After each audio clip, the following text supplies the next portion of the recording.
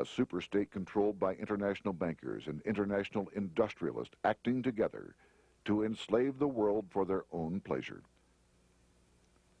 Notice how McFadden saw the international character of the stockholders of the Federal Reserve. Another chairman of the House Banking and Currency Committee in the 1960s, Wright Patman from Texas, put it this way. In the United States today, we have in effect two governments.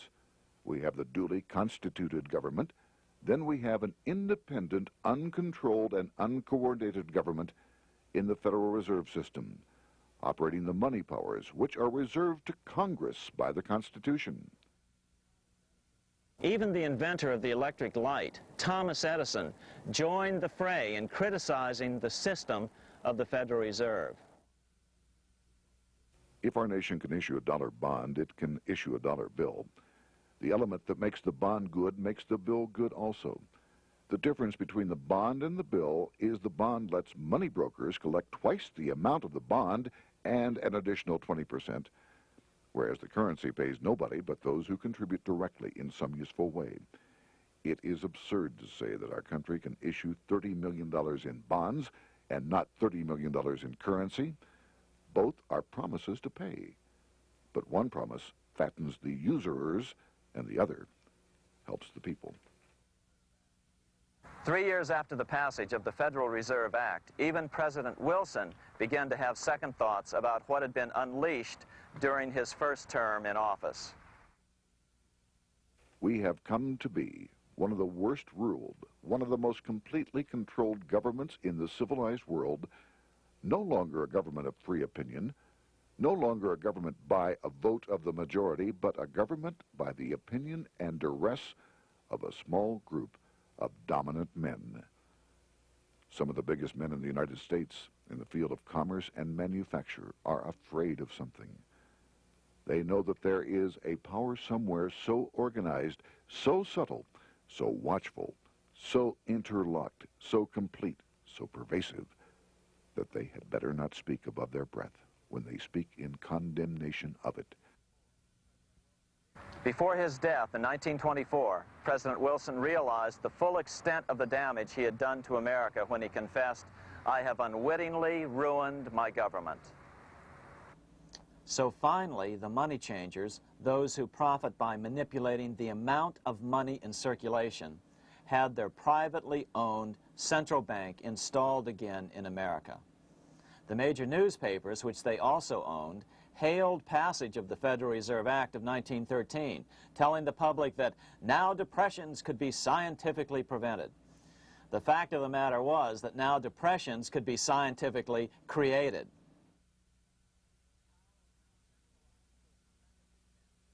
Power was now centralized to a tremendous extent. Now it was time for a war, a really big war. In fact, the First World War. Of course, to the central bankers, the political issues of war don't matter nearly as much as the profit potential, and nothing creates debts like warfare. England was the best example at that time. During the 119-year period between the founding of the Bank of England and Napoleon's defeat at Waterloo, England had been at war for 56 years, and much of the remaining time she'd been preparing for war. In World War I, the German Rothschilds loaned money to the Germans, the British Rothschilds loaned money to the British, and the French Rothschilds loaned money to the French. In America, J.P. Morgan was the sales agent for war materials to both the British and the French. In fact, 6 months into the war, Morgan became the largest consumer on earth, spending $10 million a day. His offices here at 23 Wall Street were mobbed by brokers and salesmen trying to cut a deal. In fact, it got so bad that the bank had to post guards at every door and at the partners' homes as well. Many other New York bankers made out as well from the war. President Wilson appointed Bernard Baruch to head the War Industries Board. According to historian James Perloff, both Baruch and the Rockefellers profited by some $200 million during the war. But profits were not the only motive. There was also revenge. The money changers never forgave the czars for their support of Lincoln during the Civil War. Also, Russia was the last major European nation to refuse to give in to the privately owned central bank scheme. 3 years after World War I broke out, the Russian Revolution toppled the Tsar and installed the scourge of communism. Jacob Schiff of Kuhn-Loeb and Company bragged from his deathbed that he had spent $20 million towards the defeat of the Tsar. Money was funneled from England to support the revolution as well. Why would some of the richest men in the world financially back communism, the system that was openly vowing to destroy the so-called capitalism that made them wealthy? Researcher Gary Allen explained it this way.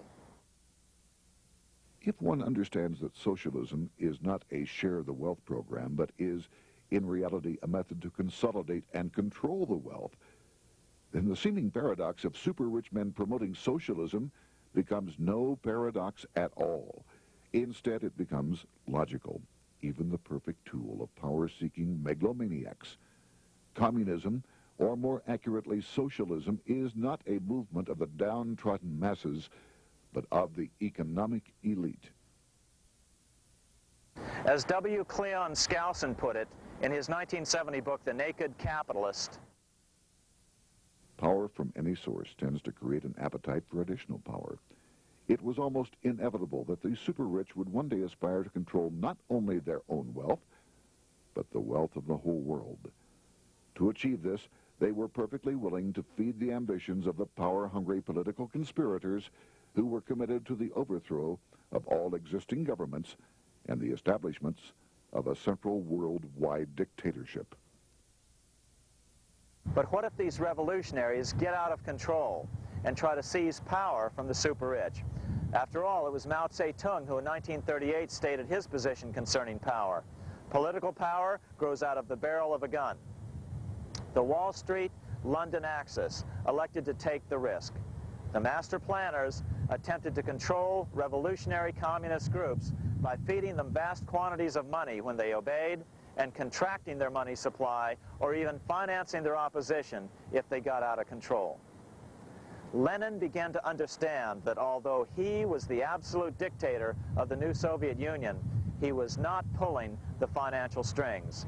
Someone else was silently in control. The state does not function as we desired.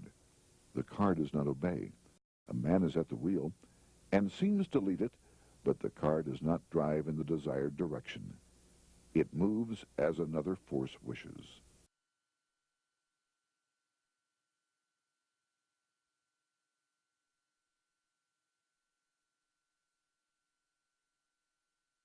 Who is behind it? Representative Louis T. McFadden, the chairman of the House Banking and Currency Committee throughout the 1920s and into the Great Depression years of the 1930s, explained it this way. The course of Russian history has indeed been greatly affected by the operations of international bankers. The Soviet government has been given United States Treasury funds by the Federal Reserve Board, acting through the Chase Bank. England has drawn money from us through the Federal Reserve banks and has relent it at high rates of interest to the Soviet government. The Dnipro Dam was built with funds unlawfully taken from the United States Treasury by the corrupt and dishonest Federal Reserve Board and the Federal Reserve banks. In other words, the Fed and the Bank of England, at the behest of the international bankers who controlled them, were creating a monster, one which would fuel 7 decades of unprecedented communist revolution, warfare, and most importantly, debt.